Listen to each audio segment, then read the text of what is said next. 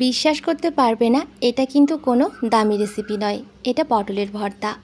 অনেকেই জানে না পটলের ভর্তা এইভাবে বানালে সব থেকে সেরা হয়। রোজ রোজ একঘেয়ে পটলের তরকারি খেতে ভালো না লাগলে আমার মতো করে এভাবে একবার পটলের ভর্তা বানিয়ে নিতে পারো। খেতে কিন্তু সত্যি দারুণ টেস্টি হয়। ভাত, রুটি, পরোটা যে কোনোর সাথে খেতে দারুণ লাগে। যারা পটল খায় না তারাও চেটে পুটে খাবে। নমস্কার বন্ধুরা, আমি সবিতা। ভিলফুড কিচেনে আবারও একবার সবাইকে স্বাগত। তাহলে চলো কথা না বাড়িয়ে ঝটপট রেসিপিটি শুরু করি। এই পটলের ভর্তা বানানোর জন্য আমি 500 গ্রাম পটল নিয়ে নিয়েছি। আর পটলগুলোকে আগে থেকে খুব ভালোভাবে ধুয়ে নিয়েছিলাম। এবার আমি পটলের খোসাটা ছাড়িয়ে নেব না, জাস্ট উপরে যে একটা পাতলা আস্তরণ আছে সেটাকেই ছুরি দিয়ে চেঁচে নেব। যেহেতু ভর্তা বানাচ্ছি তাই খোসাটা পুরো তুলে দেব না।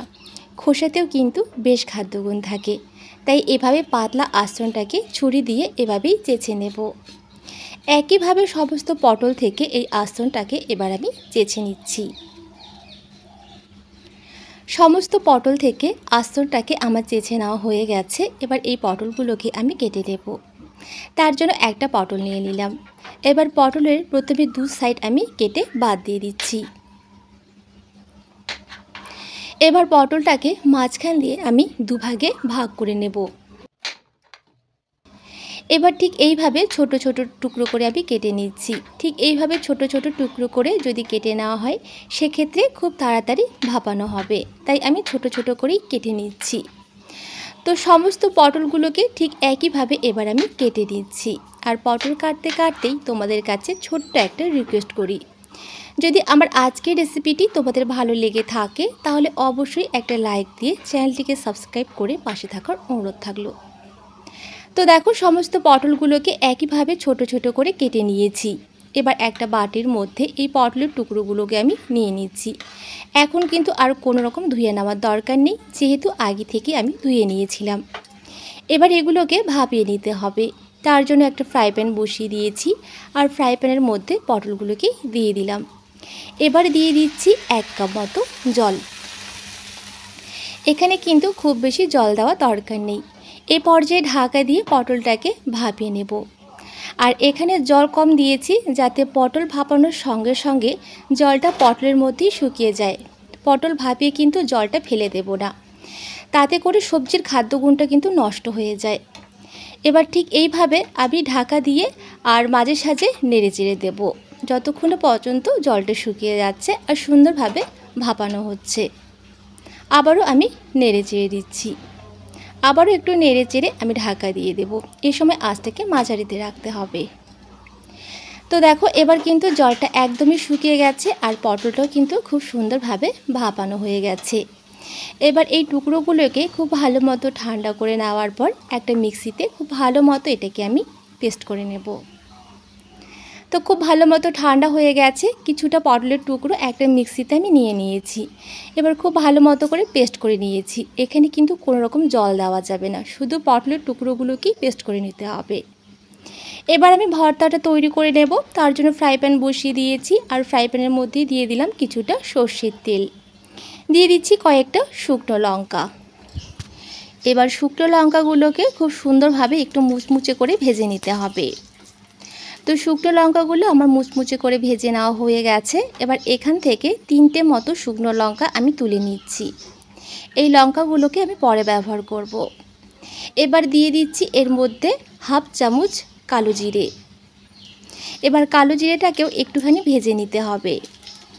কালো জিরাটা যখন একটু ভাজা হয়ে যাবে তখন এর মধ্যে দিয়ে দিচ্ছি 2টো কাঁচা লঙ্কা। কাঁচা লঙ্কা দুটোকেও একটু নেড়ে চেড়ে নেওয়ার পর দিয়ে দিচ্ছি একটা মাঝারি সাইজের পেঁয়াজ কুচি। দিয়ে দিচ্ছি 10-12টার মতো রসুনের কোয়া। রসুনের কোয়াগুলোকে ঠিক এইভাবে ছোট ছোট করে আমি কেটে নিয়েছি। এবার পেঁয়াজ আর রসুনটাকে আমি লালচে করে ভেজে নেব। পেঁয়াজকে এভাবে সুন্দর লালচে করে ভাজলে কিন্তু পেঁয়াজের একটা সুন্দর ফ্লেভার তৈরি হয়। আর যে কোনো ভর্তাতেই পেঁয়াজের এই লালচে রং করে ভাজার ফ্লেভারটা কিন্তু দারুণ লাগে।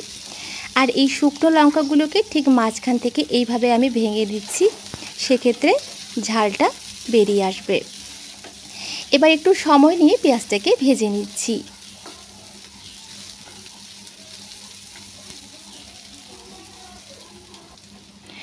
তো পেঁয়াজটাকে আমি খুব সুন্দর করে লালচে করে ভেজে নিয়েছি। এবার এর মধ্যে দিয়ে দিচ্ছি আগে থেকেই পটলের যে পেস্টটা আমি তৈরি করে রেখেছিলাম, সেই পেস্টটা আমি পুরোটাই এর মধ্যে ঢেলে দিচ্ছি।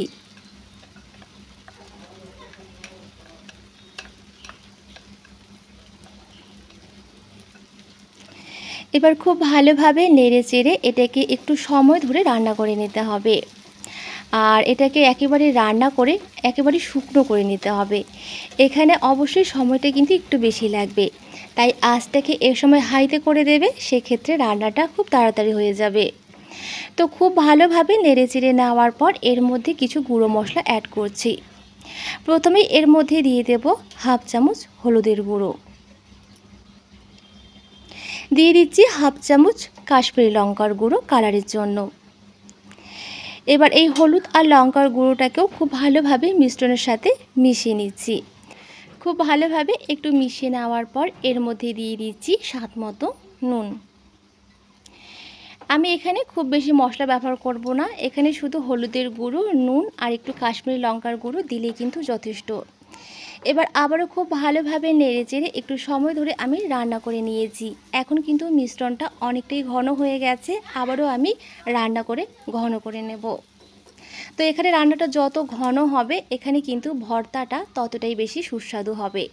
এবার এর মধ্যে দিয়ে দিচ্ছি 1 চামচ কাঁচা সর্ষের তেল, আর আগে থেকে যে ভেজে রাখা শুকনো লঙ্কাগুলো তুলে রেখেছিলাম সেগুলোকে হাত দিয়ে একটু গুঁড়ো করে এর মধ্যে দিয়ে দিচ্ছি।